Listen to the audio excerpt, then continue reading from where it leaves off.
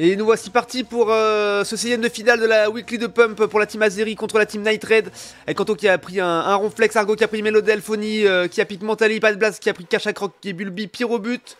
En face nous avons un Hoopa, un Locklas, un Tortank, un Fener, un Lugulabre pour la team Night Raid. On souhaite GLHF aux deux équipes et on souhaite le meilleur pour la team Azeri bien sûr. On va tout de suite regarder la routine top lane.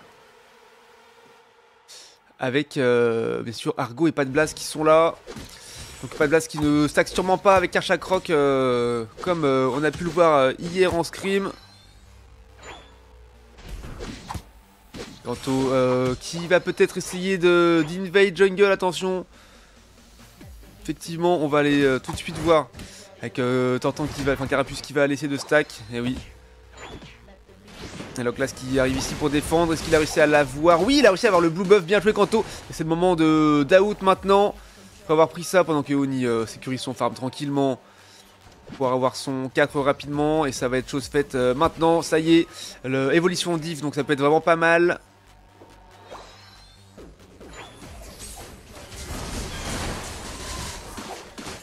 Ok. Alors, petite décale. Jungler, Bulby qui est buissonné là, prêt à attendre les tiltons de 8,50.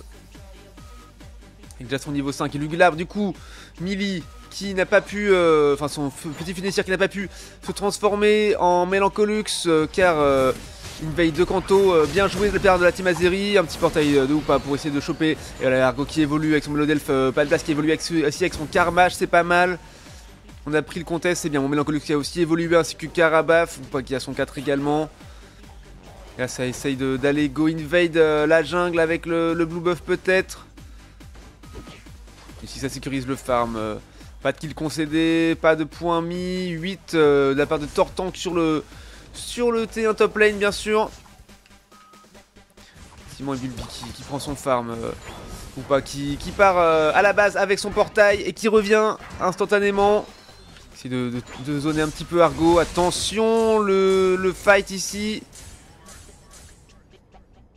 Allez, les positions sont prises pour les tétons du milieu. Il n'y a personne. Il y a que la team Night Raid qui est là. Bulby qui arrive à prendre quand même un petit point. C'est ok. Et voilà, le portail du Hoopa pour ramener Locklas à la base et se soigner et qu'il revienne après en légende au milieu. Parce qu'il prend son petit farm derrière. Alors si tu castes bien, j'ai pas le temps de regarder le live, juste écoutez, ça suffit. Effectivement, normalement, on va essayer de casser du mieux qu'on peut. Alors, on va tout de suite aller voir ce qui se passe pour les tiltons de 7-20 sur la bot lane, avant l'apparition de l'objectif du golem. Il y a le Lugulabre qui est en train de monter vers la bot lane pour essayer de faire un petit push peut-être sur Padblast et Argo. Allez, c'est ces 20 qui ont été joués pas mal par la team Azeri. Ok, regardons. Il y a le push de Tortank avec son tour rapide, Gicledo. Il n'est plus bug, et Padblast qui tombe malheureusement sous le T1 top lane. La team Azeri, Argo qui est mise à mal et recule avec son rayon lune. Et voilà, on laisse mettre des points. Il y a encore un stack pour Tortank. Le T1 top lane qui est maintenant à 7. L'objectif Régistil qui est là. À 3v3, le Hoopa qui fait une décale et Bulby qui arrive à le smite, assez bien joué. Est-ce qu'on devrait faire tomber quelqu'un? Non, avec le portail du Hoopa, ils reviennent full life. Bulby qui est mis à mal par Lugulabre mais qui recule et qui revient sous son T1 bot lane et qui arrive à s'en sortir. On mange un petit fruit, c'est pas mal. Et maintenant on va essayer de faire la décale pour aller en haut. Malheureusement avec le Hoopa, les Night Raid vont pouvoir décaler très vite. Tandis que Fener reste en bas, on voit Locklas et Hoopa qui montent. Donc Lugulabre passe par la jungle pour reprendre ses petits buffs blue et red. Hop. Et voilà, on est arrivé en haut. Locklas qui entame le Régie et l'Eki. Donc Bulby fait du dégât sur la front lane qui est Tortank, mais Hoopa qui met un portail et qui ramène Tortank à la base. Il revient full life. Attention, tacle lourd de la part de Kanto pour essayer de choper le Régie et l'Eki. Non, c'est joué par le Lugulabre. Non, ils vont essayer de push. Kanto qui est mis à mal et qui tombe malheureusement devant le T1, Tortank qui a fait un tour rapide, Gicledo qui a fait très mal. Et le T1 désormais dépop par la team Night Raid. Et l'Angelique donc un petit peu d'overscore, une quinzaine de points je crois. Donc il y a désormais 98-0 pour la team Night Raid. Mais rien n'est joué, il reste encore 5 minutes 30 de jeu. Rien n'est joué avant le fight final au Rayquaza bien sûr. Qui est évidemment un gros game changer. Jiria qui est là avec son petit Hoopa. Ce cher ermite qu'on voit régulièrement sur le chat. Qu'on adore. Voilà les petits moments de pause, de tempo. On essaye de prendre le farm, de sécuriser. De ne pas aller trop deep, de ne pas se faire chase. De ne pas chase non plus. Fenard qui met un petit mur, je ne sais plus le nom du spell, autant pour moi. Et encore un deuxième qui fait très mal à Kanto et qui recule. Et Hoopa qui est parti score en haut, du coup c'est le moment de push puisqu'ils n'ont pas de soutien et de portail pour aller se soin. Ça aurait été le moment de push mais ils ont préféré éviter. Hoopa qui est en train de redescendre vers la botlane avec le Régis qui est apparu désormais. Qui est entamé par la team Night Raid. Et voilà où le ult de Hoopa dans la backlane de la team Azeri qui fait tomber Kanto et Mentali. Léonie pour le coup. Il a fait tomber également Bulbi. Argo qui est tombé également. Pas de Blast qui est en train d'essayer de le jouer, de le voler. Est-ce qu'il va réussir à le prendre? Et non, malheureusement, c'est Tortank qui l'a last hit.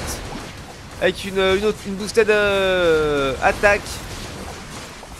Malheureusement, ça fait 3 objectifs à 0. Et Hoopa qui met un portail pour ramener toute l'équipe Night Raid à la base et revenir full life. Encore une fois.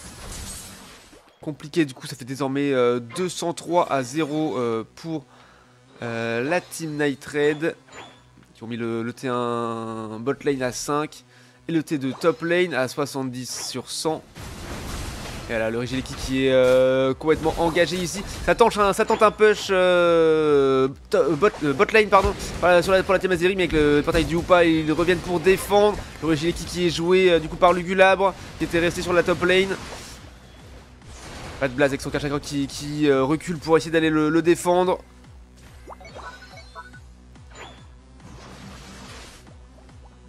Et donc là c'est Hoopa qui essaye de push encore sur le T1 bot lane.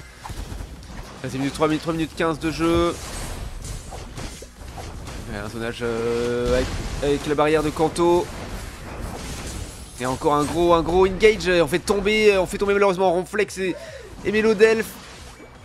Et voilà, on met 50 points sur le T1 bot lane.